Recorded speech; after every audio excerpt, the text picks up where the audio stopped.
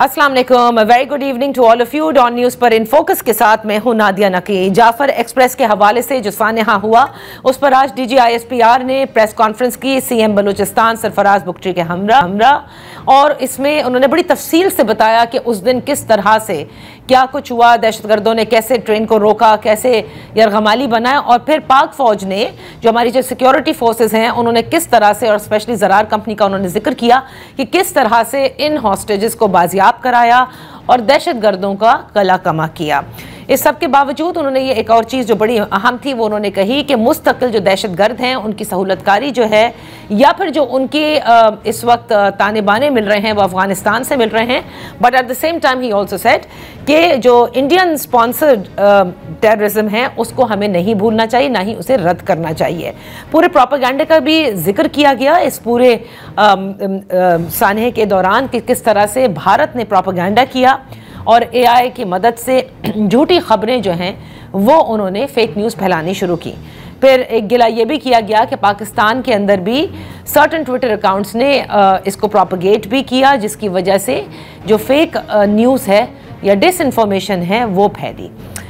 एक चीज़ जो सरफराज बुगटी साहब का कहना था, उन्होंने कहा कि ना तो ये किसी हक की महरूमी है, ना ही ये कोई और मसला है, पसमानदगी है, बल्कि प्योरली टेररिज्म है और इसको हमें इसी तरह से देखना चाहिए। जबकि आपको याद होगा कि शहबाज शरीफ साहब प्राइम मिनिस्टर ऑफ पाकिस्तान, जिन्होंने गुज़िश्ता रोज़ इस पर क्वेटा में पूरी ब्रीफिंग ली और ब्रीफिंग लेने के बाद उन्होंने बाकायदा तौर पर ऐलान भी किया APC का। उनका ये कहना था कि बलूचिस्तान को तमाम सूबों के हम पल्ला होना होगा। तो क्या जो इस वक्त बलूचिस्तान के अंदर जो सोरिश है उसमें जिस हद तक इजाफा हुआ है उसका ताल्लुक बलूचिस्तान की पसमानदगी से नहीं, किसी हुकूक से नहीं, बल्कि जैसे सरफराज बुगटी साहब कहते हैं कि इसको आपने सिर्फ और सिर्फ दहशतगर्दी की ईवल आई की निगाह से ही देखना होगा। इस पर बात करने के लिए इन फोकस हैं सनाउल्लाह बलोच साहब, सीनियर हैं BNP मैंगल से। Thank you so much for joining us. Sanaullah साहब, सरफराज बुगटी साहब ने तो कह दिया है कि दिस इज़ प्योरली टेररिज्म और इसको हम बिल्कुल किसी और चीज़ से ना कंपेयर करें ना इसको समझें, जबकि वज़ीर आज़म ये समझते हैं कि बलूचिस्तान की पसमानदगी दूर होगी तो हालात बेहतर होंगे। आप क्या कहते हैं? थैंक यू बीवी। सबसे पहले तो आपने खुद तफसील से बता दिया कि अगर मेरे ख़्याल में ये जो कन्फ्यूजन पाई जाती है वज़ीर आज़म में और यहाँ के जो वज़ीर आला हैं सो कॉल्ड, इसके अलावा हमारी इंटेलिजेंशिया में और इस्लामाबाद में तो कोई इतना इंडिपेंडेंट कोई मेरे ख्याल में इंटेलिजेंशिया या मीडिया को काम करने नहीं दिया जाता। इस कन्फ्यूजन ने ही बलूचिस्तान के मसले को और गंभीर बना दिया है। बलूचिस्तान का मसला गुज़िश्ता 70 साल से पाकिस्तान के वफाक में सियासी एतबार से, माशी एतबार से, माशरती एतबार से, तरक्की के एतबार से, नुमाइंदगी के एतबार से, वसाइल की मुनसिफाना तकसीम के एतबार से हमेशा से एक मसला रहा है। इस पर किताबें लिखी जा चुकी हैं, इस पर लोगों ने PhD किया है, इस पर लोगों ने जो है, और ये तनाज़ा मुख्तलिफ अरसे में 3 से 4 अशरे में जो है, हर अशरे के बाद 2 अशरे के बाद ये सर उठाता रहा है। इसमें बहुत ज़्यादा काम हुआ है। अगर इसके बावजूद भी इतने अरसे के बाद ये जो ज़ख़म है बलूचिस्तान के, इनको प्योरली आप एक एंगल से या सिक्योरिटी सेंट्रिक अप्रोच से देखेंगे तो मेरे ख्याल में बलूचिस्तान में खून खराबा, बस बलूचिस्तान का मसला मज़ीद गंभीर होगा। ये अप्रोच बिल्कुल है एक जो स्कूल ऑफ थॉट है जो इसकी सरफराज बुगटी साहब या दूसरे जितने भी हैं ये लोग जिसको ये इस बयानिए को आगे बढ़ा रहे हैं, ये दरअसल बलूचिस्तान में मज़ीद खून रेजी, मज़ीद जंग ज़दा हालात पैदा करना, बलूचिस्तान के अंदर लोगों की तकलीफ और मुश्किलात में इजाफा करने का बायस बनेगा। और न सिर्फ बलूचिस्तान के बल्कि ये वफाक के लिए मसले मसाइल पैदा करने का बायस बनेगा। ये वो इंटरेस्ट ग्रुप हैं जो बेनिफिशरी हैं बलूचिस्तान के अंदर खून खराबे के, झगड़े के, इस तनाज़े को आगे बढ़ाने के। हाँ, बाकी लोग तो बेनिफिशरीज नहीं हैं, बाकी लोग तो बेचारे मर रहे हैं, जेलों में सड़ रहे हैं या उनकी नुमाइंदगी ख़त्म कर दी गई है। कहने का मकसद ये है कि ये तनाज़ा है, एक सियासी तनाज़ा है और बलूचिस्तान के अंदर 70 साल से महरूमियाँ हैं। कोई भी डॉक्यूमेंट्स आप गवर्नमेंट ऑफ पाकिस्तान के कोई भी डॉक्यूमेंट्स उठा लें, मैं मनाजरे की दावत देता हूँ उनको कि वो आ जाएँ गवर्नमेंट ऑफ पाकिस्तान के, प्लानिंग एंड कमीशन के और उसके अलावा स्टेट बैंक के, पाकिस्तान के सोशल पॉलिसी सेंटर्स के जितने भी हैं, ह्यूमन राइट्स के, या UN की जो रिसेंट रिपोर्ट है UN पाकिस्तान के जैसे डेवलपमेंट रिपोर्ट 2020 को खोल के देखें, आपको बलोचिस्तान पाकिस्तान के लैंडस्केप में एक मुख्तलिफ खित्ता नजर आएगा, जहां मासिवाए गुर्बत के, बर्बादी के, रोने के, दोने के, बेरोजगारी के, मायूसी के, अंधेरों के, और कुछ नहीं है। ये उन रिपोर्ट्स में है। ये किसी नेशनलिस्ट का नैरेटिव नहीं है, ये किसी टेररिस्ट का नैरेटिव नहीं है, ये बलोचिस्तान के फैक्ट्स हैं। और जब बलोचिस्तान के अंदर ये महरूमियाँ ग्रेजुअली बढ़ती गईं, जब वफाक में कभी भी संजीदा किस्म की क़यादत नहीं आई, उन्होंने इनको एड्रेस नहीं किया, तो उनका नतीजा जो है मायूसी में, महरूमी में और अब तशद्दुद की सूरत में निकल आया है, जिसकी हम मजम्मत करते हैं। हम में से कोई शख्स बलोचिस्तान के सियासी तनाज़े को तशद्दुद के, वायलेंस के जरिए से हल करना नहीं चाहता है, लेकिन यह है कि रियासत बहुत ताकतवर चीज़ है। रियासत के पास इंस्ट्रूमेंट्स हैं, रियासत के पास टूल्स हैं, रियासत के पास इदारे हैं, जिसके जरिए से वो बलोचिस्तान के ग्रीवेंसेस को प्यार और मोहब्बत से हैंडल कर सकता है। प्यार और मोहब्बत से बलोचिस्तान के मसले को हैंडल करें, उसके बाद जो कोई इस मसले के हल के लिए तैयार नहीं होता है, फिर उसके खिलाफ हम मिलकर लड़ेंगे। लेकिन ये तो बात नहीं है कि आप बलोचिस्तान को राइट्स ना दिए। मेरे पास रिपोर्ट पड़ी हुई है जी, लेकिन सनाउल्लाह बलोच साहब, जहां आप ये कहते हैं ना कि जो पसमानदगी है, जो ग्रीवेंसेस हैं, उनके लिए आपको मिलकर बात करनी होगी। जो ना करे फिर उसका जाहिर है आप देख लेंगे और आप लोग सब भी कंडेम करेंगे। लेकिन गुज़िश्ता रोज जब आपको भी बुलाया गया था, यानी BNP को भी बुलाया गया, और इसीलिए वजीर आजम के यहाँ जो आपने देखा उनकी काबीना के मेंबरान भी मौजूद थे, to have an inclusivity, right? तो आप लोगों ने नहीं आए, तो इसका क्या मतलब लिया जाए कि आप लोग नहीं बात करना चाहते वफाकी हुकूमत से? बीबी, मैं हमेशा हमने ये कहा है कि बलोचिस्तान के तनाज़े के लिए कोई भी संजीदा इक़दामात उठा ले, कोई भी जगह पर आप किसी ज़मीन पे आके हमें बिठा दें, हमें वादा है हम आपके पास आके बैठ जाएंगे, आप उसको प्रिजाइड करें। लेकिन देखें, ये बिल्कुल गलत बात है कि बलोचिस्तान के हवाले से कोई इंक्लूसिव डिस्कशन होने जा रही थी और वज़ीर आज़म क्वेटा पहुंचे और उन्होंने सबको दावत दी, हम नहीं गए। ये बिल्कुल गलत तासुर है। वज़ीर आज़म साहब अचानक अपने दौरे के लिए आ गए, हमें किसी को, मेरे ख्याल में हमें दावत भी नहीं मिली हमारी जमात को, और मैंने ये बात बिल्कुल की थी कि अगर हमें दावत मिलती हम नहीं आते, इसलिए कि बलोचिस्तान के इस कॉम्प्लिकेटेड मुश्किल तनाज़े के पहलुओं को समझने के लिए, इसके ऊपर इंक्लूसिव सी कसीरुलजहती मसाइल पर बात करने के लिए आपको 1-2-4 दिन का एक एजेंडा मुरतब करना पड़ता है। आपको स्टेक होल्डर आइडेंटिफिकेशन करनी पड़ती है। ये जो शहबाज शरीफ साहब के इर्द गिर्द लोग सारे बैठे हुए थे, मिसाल के तौर पर, इसमें रेलेवेंट स्टेक होल्डर एक चीफ ऑफ आर्मी स्टाफ है, प्राइम मिनिस्टर हिमसेल्फ, अगर चीफ मिनिस्टर को, जो भी सो कॉल्ड चीफ मिनिस्टर है, बाकी सारे उन्होंने जो ये फॉर्म 47 के MPs बिठाए हुए थे। डॉक्टर मालिक साहब बहुत ही मोतबर हमारे लिए सियासी दोस्त हैं, भाई है, वो गए हुए थे, वो आखिर में किसी कोने में उनको जाके बिठा दिया था।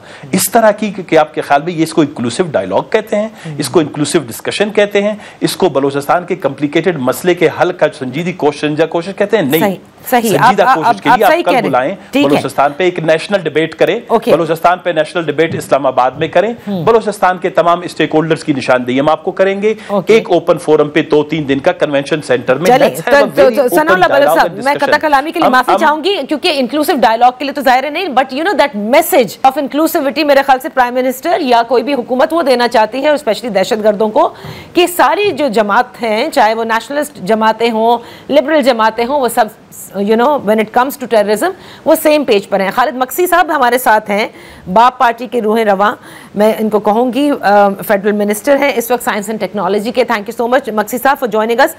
खालिद साहब, आपने सनाउल्लाह बलोच साहब कहते हैं कि इस वक्त ज़रूरत यह है कि आप डायलॉग के लिए 3-4 रोज पे मुहित with all the stakeholders आपको इस्लामाबाद में बुलाई जाए, ताकि बलूचिस्तान की इस मसले का हल निकाला जाए। हमारे पास एक नेशनल एक्शन प्लान मौजूद है। आप समझते हैं कि जाफर एक्सप्रेस, सानेहा और जिस हद तक सोरिश इस वक्त बलूचिस्तान में शिद्दत इख्तियार कर चुकी है, ये जरूरी है कि हाँ, अब नेशनल एक्शन प्लान की तरह एक और प्लान मुरतब किया जाए। जी शुक्रिया जी, आपने मुझे मदऊ किया। यकीनन फिक्र लमिया है, ये जो वाकया हुआ है, we are condemn it strongly. ये तो जंग है, लड़ाई है ना, जब लड़ाई होती है तो मसले हल नहीं होते, फिर कोई एक पार्टी जीते एक हारे। मगर देखें, ये जब मामला हो रहा है, बात हो रही है एक स्टेट की, बात हो रही है स्टेट ऑफ पाकिस्तान, एक मुल्क है, पूरा निज़ाम है, रोजमर्रा जिंदगी चल रही है। चलें, कोताहियाँ, कमजोरियाँ, महंगाई, पसमानदगी, एक सारी चीजें पार्ट ऑफ एक सोसाइटी होती हैं। मगर बात यह कि ये होता आ रहा है, चला आ रहा है, इसका मतलब ये नहीं है कि हम चुप करके बैठ जाओ इसी को देखते रहें। ये बड़ी अच्छी तजवीज है, और ये तजवीज वहां पे भी हुई थी, मैंने भी दी कि जी एक दिन के बैठने पर ये मसला जरा पेचीदा है, तो इस पे बिल्कुल एक अच्छी बैठक हो, सही। हमारा कबायली जिरगा भी होता है, बुला लिया जाए, वाकई कोई मसला नहीं, इनको बुला के सबको बिठाएं और अच्छी तरह सुना जाए, अपनी बात सब रखें सामने, फिर जो मुनासिब बात है करने की बिल्कुल वो की जा सकती है। जिस स्टेट की एक लाइन होती है, एक आइन है, कानून है, जो भी है बना हुआ है, उसके दायरे के अंदर ही रह के बात की जा सकती है और उसमें जो जो गुंजाइश है बिल्कुल होनी चाहिए।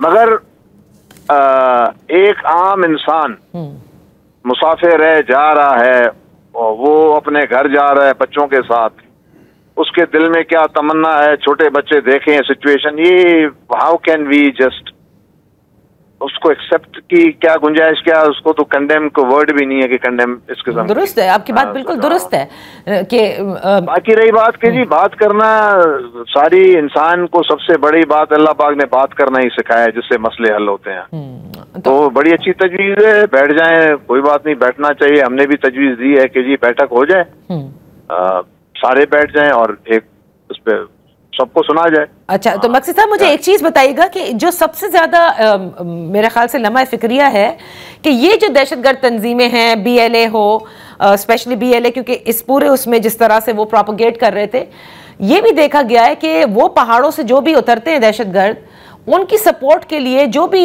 नियर बाय गाँव होते हैं, उनकी जो यंगस्टर्स हैं वो उनको अपनी मोटरसाइकिलों से और जिस जिस तरह से वो सपोर्ट कर सकते हैं करते हैं। इन यूथ को जो बलूचिस्तान के हैं, ये क्यों इतने डिसएंगेज हुए हैं, इसकी क्या रीजन है? जी देखें, जो पॉपुलेशन है ना, जो लोग हैं, जो एक मुल्क में आवाम रहती है, उसको ऑन बोर्ड लेना, उनको महसूस कराना कि जी आपका भी ज़िम्मा है सोसाइटी का, इस पे काम करना पड़ेगा, हमें ज़रूरी है, इंगेज करना पड़ेगा और ये स्टेक होल्डर बनाना पड़ेगा, रियलाइजेशन देनी पड़ेगी, वो खुद ही प्रोटेक्ट करेंगे। तो ये चीज़ें हमें ठीक करने की हैं, बिल्कुल इसमें कोई शक नहीं है। जो काम ठीक करने का है, इम्प्रूव करने का है, करेक्ट करने का है, ये होना चाहिए। देखिए, दो चीज़ें साथ चल रही हैं, चीज़ों को ठीक करना और स्टेट ऑफ वॉर, जहाँ पे वो ऐसी बात हो जाए कि ऐलान जंग है, सही, जहाँ आम सिटीजन महफूज ना हो, तो स्टेट का ऑर्गन है, फौज को आप जो बातें करें, जो तारीख की बात बताएं, उसका फंक्शन रहेगा, काम वो करेगी, उसने प्रोटेक्ट करना है। किसी को पसंद आए ना आए, वो तो अपना काम करेंगे ना। They can't just sit there and say कि जी चलो पाकिस्तान को टूटने दो। और मैं एक बात बताऊं, ये जो टूटने की बात है ना, ये बांग्लादेश का भी मिसाल देते हैं। बांग्लादेश अपनी कोताहियां भी थी और बड़ा दूर था। स्टेट ऑफ पाकिस्तान जो मौजूद है, ये हाईजैक हो जाना, ये प्लेन हाईजैक हो जाते थे, बिल्डिंगें गिर जाती थी, हजारों की तादाद आदमी मरते थे। किसी मुल्क में आपने मुल्क के टूटने की बात नहीं सुनी होगी, ना की जाती है। मुझे एक मुल्क का बता दें कितने बड़े वाक़े हुए, यूरोप में हुए, मुख्तलिफ जगह पे हुए। तो स्टेट इज देयर। अब जिसने भी बात कर रहे हैं, ये ज़हन में बात रखकर ये बात करे कि जी पाकिस्तान के अंदर रहकर हम क्या कर सकते हैं। पाकिस्तान के अंदर रहना पड़ेगा और कोई रास्ता नहीं है। अगर नहीं रहना तो फिर छोड़ना पड़ेगा, बाहर कहीं जाके सेटल होना पड़ेगा। यहाँ पे ये देखें, एक हकीकत को सामने रखना चाहिए। डॉक्टर के पास जाते हैं, कभी कभी इलाज बड़ा तकलीफ दे होता है, मगर उस इलाज मक्सी साहब जी, we have to be realistic, एक अप्रोच है। ओके, क्या अफवाज पाकिस्तान को ये कहा जाए कि आप चुप करके बैठे और पाकिस्तान में खुली छुट्टी हो और वो एक्शन में ना आए? वो आएगी। नहीं, वो आपकी बात बिल्कुल सही है कि एक तरफ कोई एक्ट ऑफ टेररिज्म हो रहा हो। Let's come to the next thing, fixing of things, yes we should sit and talk, discuss. Okay okay, लग जाए, ठीक है। मक्सी साहब यहाँ पे रुकिए, मैं यहाँ पर हम एक छोटी सी ब्रेक लेते हैं।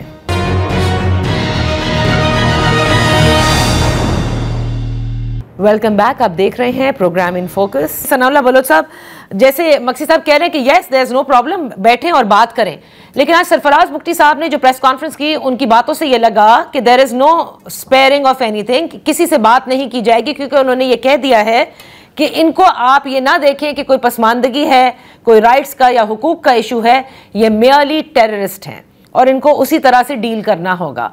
तो ये बात मुझे समझाएगा कि बहुत सारे जो जमातें हैं, बलूचिस्तान की नेशनलिस्ट जमातें भी ये कहती हैं कि सबको मिलकर बात करनी होगी, एंड इवन उन लोगों से जो पहाड़ों पे चले गए उनसे भी बात करनी होगी, to lay down their arms, come in under the constitution of Pakistan and the rule of law.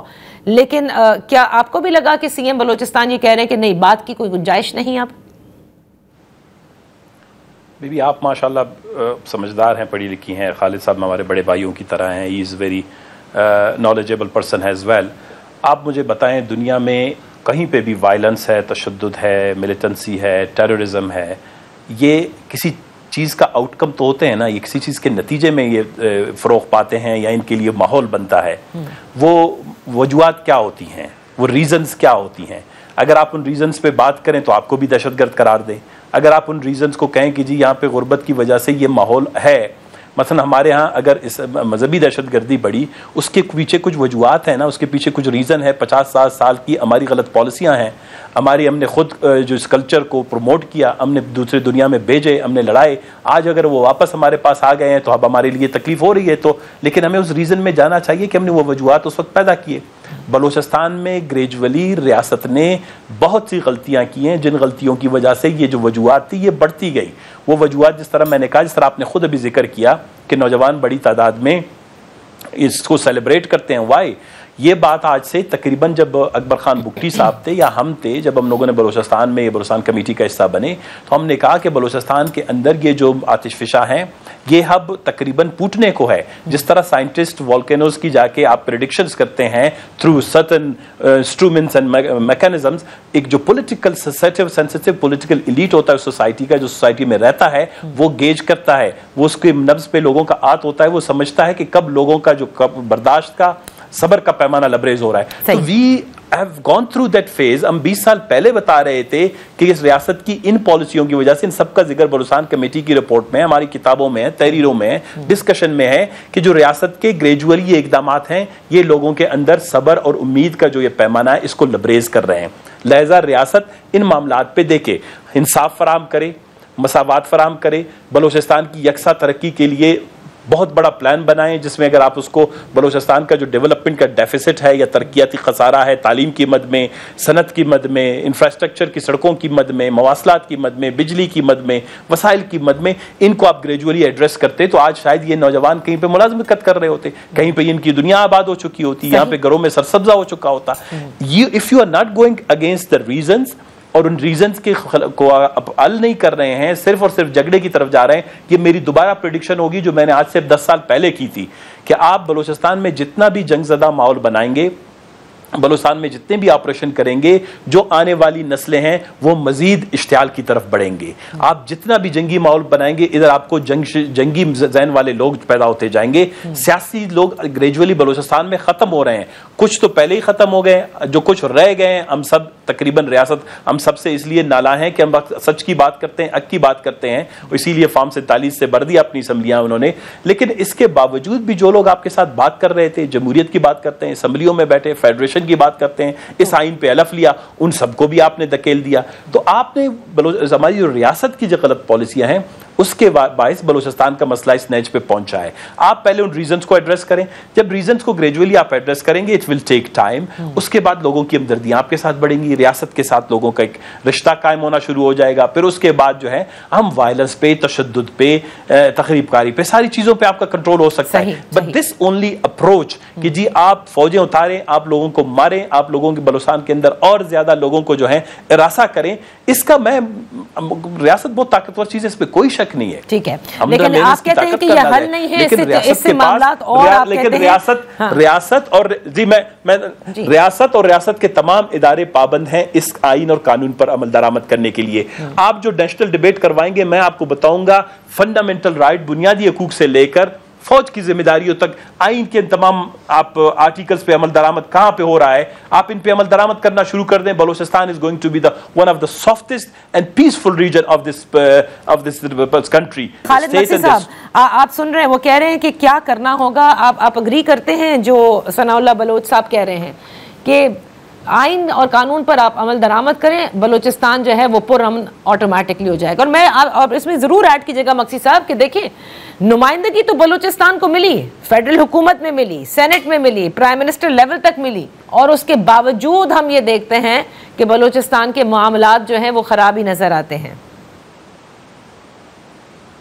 जी खालिद मक्सी साहब। है कि देखें, उनका अपना व्यू है, उनकी कुछ बातें ठीक हैं। स्टेट का काम है, जब स्टेट एक मुल्क बनता है तो वो सर्विस पब्लिक अपने लोगों को सहूलत देना, उनके लिए मॉडल बनाना, अच्छे की लाइफ अच्छी हो जाए, कंफर्टेबल हो जाए। बिल्कुल देखें, इधर हम दो पहलुओं पे बात हो रही है। एक है जंग, कि क्या जंग हल है इस चीज का, जहाँ डायलॉग और बैठ के इसको निकाल, यकीनन डायलॉग।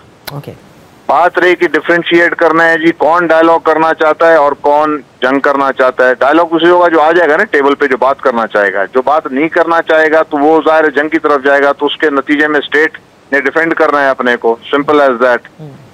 उस पर तो कॉम्प्रोमाइज वो करेगी नहीं स्टेट। रही बात तालिबान की, बात हुई तहरीक तालिबान की, चले गए कहने पे डिस्प्लेस हो गए। जब उस वक्त बात भी हो रही थी, मैं उस हिस्सा था उसको डिबेट का, उस कौम का, तो वो एक तो वो पता नहीं प्री मेच्योर लाने का जो भी चक्कर गलती उसमें हो गई, बट वो एक ऑप्शन ये था कि जी वापस आके सिटीजन्स की तरह रहेंगे, हथियार डाल देंगे, अंडर द कॉन्स्टिट्यूशन रहेंगे, और जो सिस्टम है वो तो अगर वो नॉर्मल में मैं समझता हूँ प्रोसीजर होता, वापस आके सेटलमेंट होती तो ये गड़बड़ होती भी ना। मगर उसी स्टेट ऑफ माइंड से अगर वो आएंगे अंदर और छोड़ा उनको जाएगा, वो तो फिर मिलिटेंट बने, वो तो फिर लड़ाई की बात ही करेंगे ना, तो अगेंस्ट स्टेट जो है फिर डिफेंड करेगी अपने को, सिंपल एज दैट। अच्छा, तो आप समझते हैं खालिद मक्सी साहब कि इस वक्त ये बहुत ज़रूरी है कि बातचीत सारी पार्टीज तो करें जो बलूचिस्तान की नुमाइंदा जमात हैं और स्टेक होल्डर्स हैं, लेकिन एट द सेम टाइम जो हथियार उठा बैठे हैं उनके साथ भी बात करने की, उन्हें एंगेज करने की कोशिश करनी चाहिए, ताकि जो भी उनके मिसाइल हैं कि वो इस नहज तक क्यों हैं और उनको वापस लाया जाए कौमी धारे में। देखिए जी, मैं तो हमारे पास तो जो बलोची रिवाज, हम तो कातिलों के साथ भी बैठ के जब मामला ठीक होने पे आता है, मगर वो जब ठीक होने पर आए ना, अब एक आदमी डिक्लेयर करता है कि जी मैंने अलहदगी के बगैर बात ही कोई नहीं करनी, तो अब वो स्टेट अलहदगी की बात पे कैसे बात करेगी? सही सही, वो तो मुमकिन बात ही नहीं है। स्टेट के साथ ये जहन रख के बात करना, तो वो तो लड़ाई फौज बनाई क्यों है? फिर तो इंडिया के साथ भी मामला ठीक है भाई, अलहदगी की बात है, जो पीस जिधर ले जाना है ले जाओ। मुझे बताएं, सही, बिल्कुल ठीक। फलस्तीन में जंग हो रही है, उसी टुकड़े के ऊपर हो रही है, क्या क्या मसला है? कितनी जानें चली गई हैं? कश्मीर में लड़ाई चल रही है, कितनी जानें चली गई हैं? तो ये मेरा कहने का मकसद है कि 47 में पाकिस्तान बन गया, सबने एग्री किया, एक मुल्क बन गया है। अब हमें ये बात करना भी मैं समझता हूँ मुनासिब नहीं है। मैं तो ये रेकमेंड करता हूँ कि जब भी कोई ऐसा मामला है, कुछ मजीद खुदा न खास्ता आगे मुसीबत हो जाए भी, ये कि जी सलामती को पाकिस्तान की को खतरा है, कोई खतरा नहीं है, मैं समझता हूँ। देखें, हाँ तकलीफ होगी, हालात मुश्किल हो जाएंगे, सिटीजन्स के लिए तकलीफ हो जाएगी, लड़ाई झगड़े चलते रहेंगे, मगर वो चलते रहते हैं। कई दफा अफ्रीकन कंट्रीज में भी लड़ाइयाँ चलती रहती हैं। सही है। तो मक्सी साहब, आप वजीर आजम को, क्योंकि आप काबीना का हिस्सा भी हैं, एक मिनट जी, मेरे आने तो देना, मुझे पूरा बात करने को। देखें, बात है इस वक्त हमें फोकस करना चाहिए कि जी ज्यादा टॉपिक, ज्यादा हमारा कि जी मसले का हल निकालना, लोगों को सहूलत देना। तो ये तजवीज़ बड़ी अच्छी है, बैठ के जिरगे में बात हो, सारे बैठ जाएं, अच्छे अच्छे ब्रेन्स हैं बलूचिस्तान में, हमारे सियासतदान अभी तक हैं, वो उन्होंने लिटरेचर पढ़ा है, देखा है, वक्त से गुजरे हैं। बैठना चाहिए हमें, बिल्कुल बैठने में कोई हर्ज नहीं है। माँ की हैसियत से तो माँ अपना जब मुल्क है, अपनी जगह है, तो उसको पुरअमन और अच्छा बनाना, सबकी सहूलत के लिए हर किस्म की कोशिश करनी चाहिए। सही, कि हमारा एक मुल्क आगे बढ़ जाए, अच्छी जिंदगी हो जाए, सबके लिए सहूलत हो। इकोनॉमी देखें, आपको चाहिए पैसा फिर जिंदगी को अच्छा करने के लिए आज के दौर में, उसके लिए तो एक माहौल बनाना पड़ेगा ना, कि इन्वेस्टमेंट हो, चीजें जो हमारे पास मौजूद है उनको एक्सप्लॉइट किया जाए, इस्तेमाल किया जाए, वो आगे लोगों को सहूलत दें। जिसकी तरफ जाना है, जाना पड़ेगा। सही है, और जाना नहीं है भी जाना पड़ेगा। ठीक है। तो मक्सी साहब, आपने वजीर आजम शहबाज शरीफ साहब को, क्योंकि now you are part of the cabinet also, आप उनको ये तजवीज़ जरूर दीजिएगा कि एक तो उन्होंने ऑल पार्टीज कॉन्फ्रेंस का तो कहा ही है, लेकिन आपने जो जिरगे की बात की है वो भी मेरे ख्याल से उतनी ही अहम है। ऑल पार्टी कॉन्फ्रेंस भी जिरगा ही है ना जी। जिरगा मतलब बैठ के सोच विचार करना, मसले का हल करना, यही है। उसका अल्फाज है, लोकली इस्तेमाल होता है, बट यही है। सही, बहुत बैठक कहते हैं, कहीं पे पंजाब में भी ये लोग बैठते थे, मसला हल करते हैं, KPK में बैठते हैं, सिंध में, पूरी दुनिया में, इवन बाहर के मुल्कों में कितने मुल्क है काउंसिल बनाते हैं, OIC फलाना। Absolutely, dialogue is the most important thing right now. Sanaullah Baloch sahab, Khalid Maqsi sahab, thank you so much for with us on in focus. यहाँ पर मैं एक ब्रेक लेती हूँ। ब्रेक के बाद हमारे साथ होंगे पाकिस्तान तहरीक इंसाफ, जिनके हवाले से इस वक्त हुकूमत काफी नाला नजर आती है कि वो प्रोपेगेंडा, उन्होंने उनके अकाउंट से प्रोपेगेंडा जो है उसको और फरोग दिया गया, स्पेशली जाफर एक्सप्रेस सानहे में। ये मामलात क्या हैं, इस पर बात करेंगे।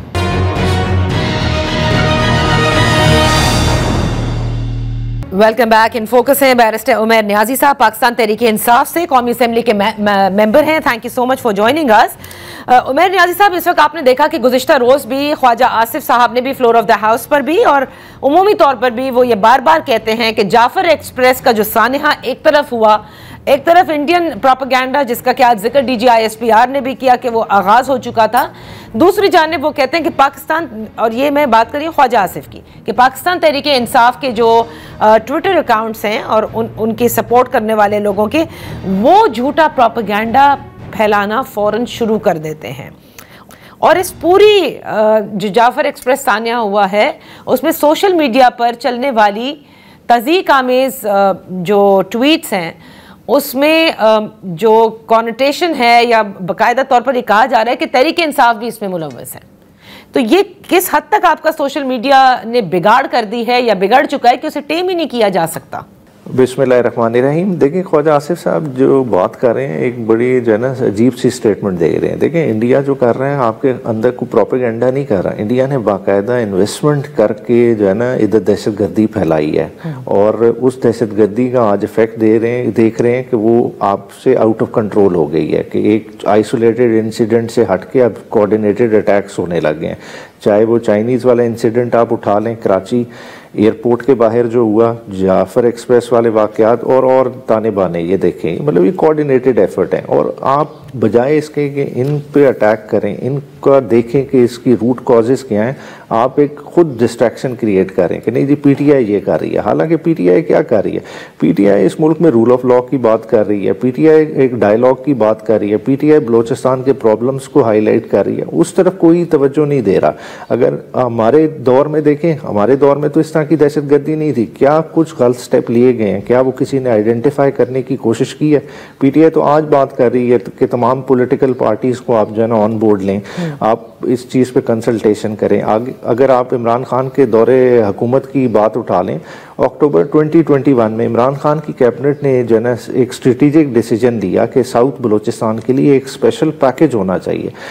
600 अरब रुपए का एक पैकेज अनाउंस किया गया जिसमें तकरीबन 1700 डिफरेंट डेवलपमेंट स्कीम्स थी, उनको एंडोर्स किया गया। मगर बाद में जिस तरह से गवर्नमेंट चली गई, फिर PDM पार्ट 1 और केयर टेकर ने जो किया, आज हम उसका खमियाजा भुगत रहे हैं। बजाय इसके कि उन चीज़ों को एड्रेस करें, उल्टा एक ब्लेम गेम शुरू कर दी। अच्छा, लेकिन आपने देखा कि ख्वाजा आसिफ साहब ने एक और चीज कही, उन्होंने कहा कि आपने कभी भी बानी तहरीक इंसाफ इमरान खान को किसी दहशतगर्दी को कंडेम करते, वो कहते हैं हमने नहीं देखा। वो कहते हैं एक बयान निकाल के दिखा दें। और बात आ गई फिर APC की तरफ। पहले आप इसका जवाब दीजिए, फिर मैं APC की तरफ आती हूं कि उसमें आप क्या शिरकत करेंगे या नहीं। अच्छा, ये देखें, इन्होंने तो पहले तो इमरान खान साहब के मुतालिक यही बात कहते थे जी फ़लस्तीन पे भी कभी कंडेम नहीं किया था, फिर वही बयानात निकाल के एक एंकर ने सुना दिए तो इन्हें शर्मिंदगी का सामना हुआ। देखें, टेररिज्म को कोई भी एंडोर्स नहीं कर सकता, मगर टेररिज्म की कॉजेज़ क्या हैं उनको तो किसी ने तो देखना है ना। मसला क्या है कि हम जो है ना देखते हैं जब टेररिज्म दरख्त की तरह उग के बाहर आ जाता है, हम वो काट देते हैं। जड़ों को कोई देख ही नहीं रहा कि जड़ें कितनी गहरी हैं, जड़ों को ख़त्म किसने करना है, उस डायलॉग की तरफ कोई नहीं जा रहा। अभी भी जो आपने जिस तरह से सवाल किया APC का, 100% being a political party, PTI participate करेगी APC में, मगर देखें APC आई वॉश नहीं होना चाहिए। बात है कोर इश्यूज को डिस्कस करें, तमाम को ऑन बोर्ड लें। अगर आप खुद कहें कि आपने फैसले कर लिए और खाली एक पब्लिक कंजम्पशन के लिए आप APC रख लें, वो कभी सर्व नहीं करेगी। देखें, आप एक शॉर्ट टर्म ऑपरेशन भी कर लें, ऑपरेशन उस तरह से हल नहीं होगा जब तक आप पूरी आवाम को, बेसिकली बलूचिस्तान की सेंस ऑफ डिप्रीविएशन है क्या, हम उसको क्यों नहीं बेसिकली एड्रेस करना चाह रहे।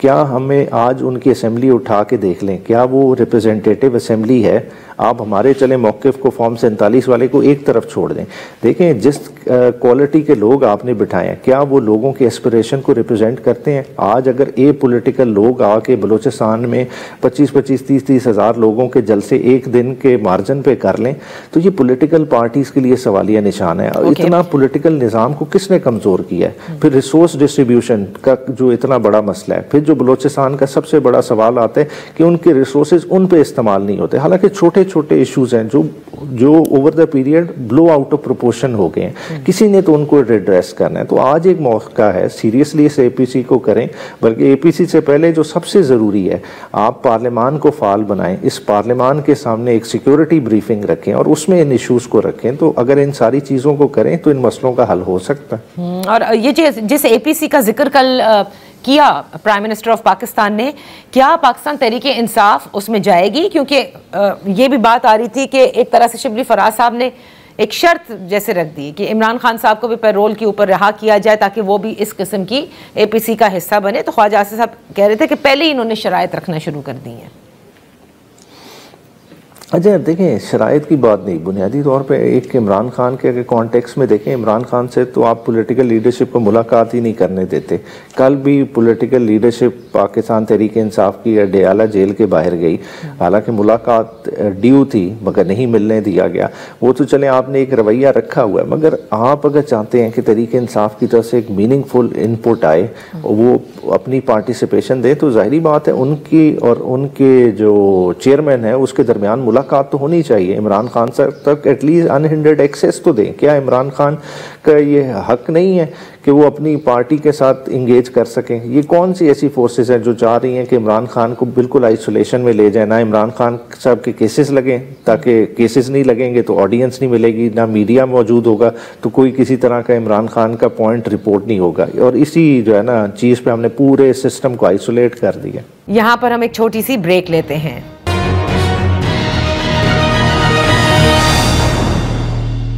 Welcome back.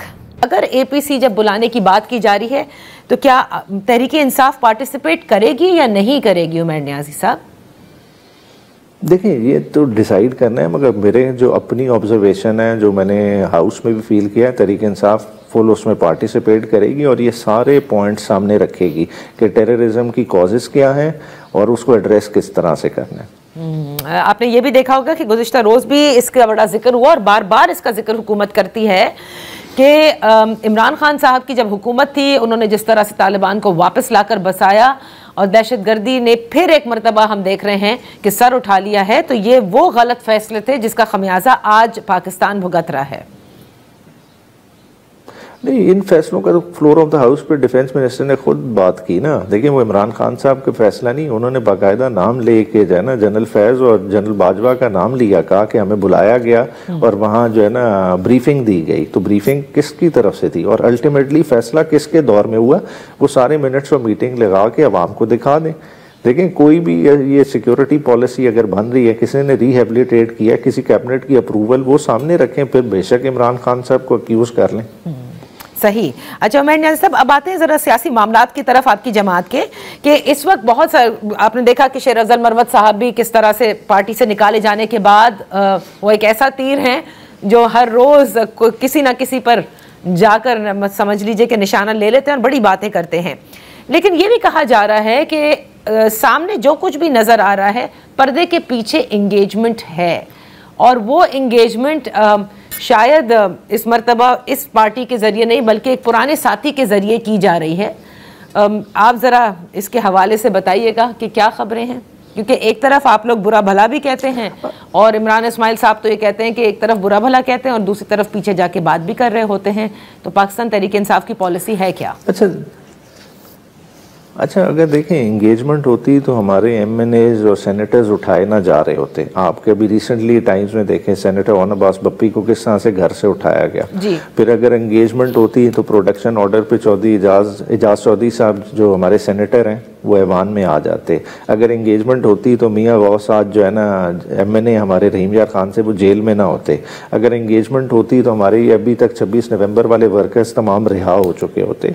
तो ये तो एक टाइम टू टाइम जो है ना डिकॉय छोड़ा जाता है, एक लोगों को जो है ना डिसएंगेज करने की कोशिश की जाती है, मगर वो जो है ना मेरे ख्याल से प्रोपेगेंडा वर्क नहीं कर रहा। अच्छा, ओके। और ये जो मुस्तकिल की तब्दीलियां हैं, इसके हवाले से आप कुछ कहना पसंद करेंगे? फैसल चौधरी साहब जैसे उनको भी हटाया गया कि जेल की जो मामलात की मावनत है कानूनी वो नहीं करेंगे। सलमान अकरम राजा साहब कहते हैं कि one of the reason was probably कि ये जो सियासी क़यादत की मुलाकात नहीं करवाई जाती। तो एक्चुअली क्या रीज़न है उनको हटाए जाने का? अच्छा देखिए, roll over the period of time लोगों के चेंज होते रहते हैं। लोगों ने जो है ना डिफरेंट रोल्स में सर्व करते रहते हैं। जो लीगल साइड है ये जो है ना टेक्निकल काम है, और PTI का बुनियादी तौर पे देखें जो इस वक्त चेयरमैन भी हैं वो भी वकील हैं, सेक्रेटरी जनरल भी वकील रहे हैं। तो ओवरऑल लीगल मामलात में और ज़्यादा जो है ना क्लोज नज़र होती है पार्टी की इन चीज़ों में। तो ये फैसले ओवर इंटरेस्ट जो बेसिकली खान साहब के केसेस का इंटरेस्ट देख के, वॉल्यूम ऑफ वर्क देख के फैसले किए जाते हैं। तो ये होते रहते हैं। सही, इसमें कोई ऐसी बात नहीं है कि कोई नाराज़गी हो, कोई गलत वो हो कि जो लॉयर हैं वो सियासी तौर पर ज़्यादा इंगेज हो गए हैं और केसेस की तरफ कम, ये कोई रीज़न नहीं है।